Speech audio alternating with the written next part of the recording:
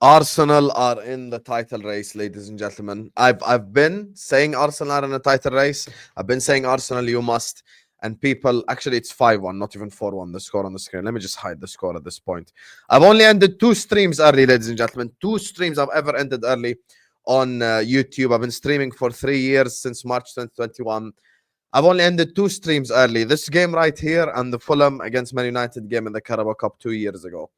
I always finish up a watch along if I start it, but this one I just couldn't finish because it's literally a training exercise. Arsenal 5, Crystal Palace 1.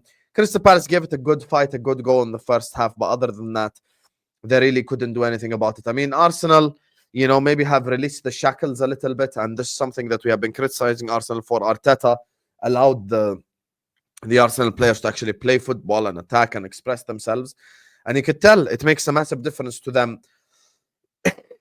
Sorry, when they're attacking, when they're on the ball, when they're doing really well. And Arsenal, as things stand, are 3 points behind Liverpool Football Club. Arsenal are 3 points behind Liverpool Football Club.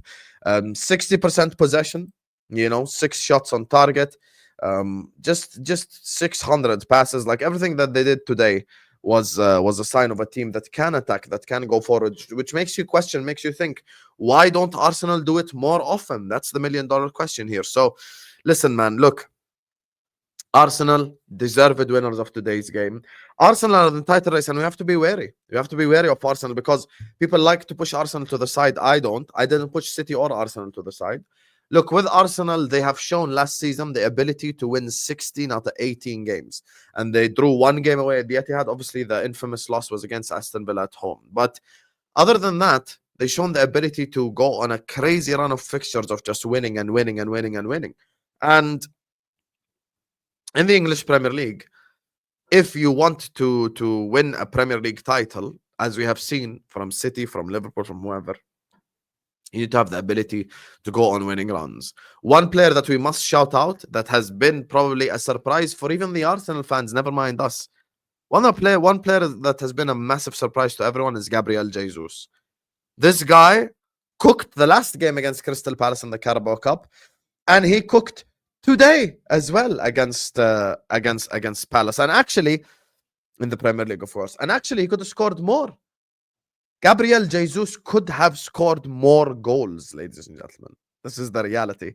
He had a chance where he missed from point blank range, and he had the header, obviously, that hit the post, and then it rebounded to Havertz, and Havertz scored.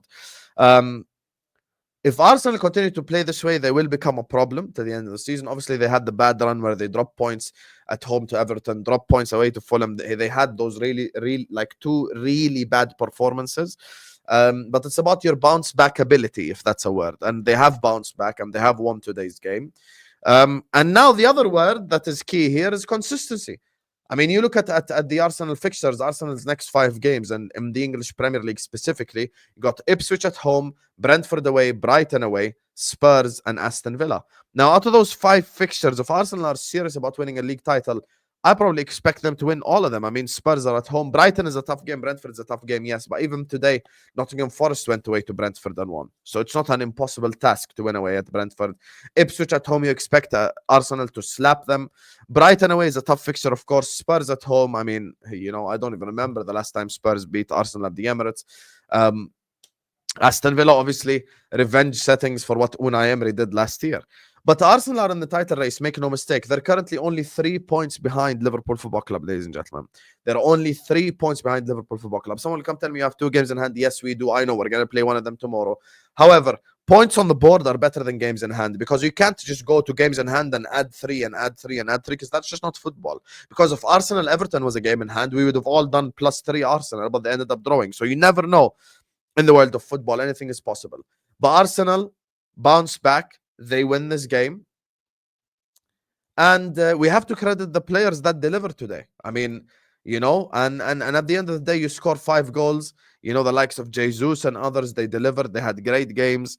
I thought Odegaard was really good today. Saka, until he was subbed off. Of course, this is the one negative for Arsenal, the Saka injury. And the thing is with the Saka injury is, It's like, you know, one Arsenal fan, shout out TKA watching, he was like, we won, but at what cost? Because if Saka's injured, then this will become a problem for Arsenal Football Club, because he's their main creator, probably their main goal scorer as well. But if other players like a Jesus can step up, if other players of that ilk can step up and perform and deliver, then Arsenal do become a problem. But so far, look, 3 points behind my club, Liverpool Football Club, 3 points behind Liverpool Football Club, not an insurmountable lead. You know, it's not like Liverpool are 15, 20 points ahead.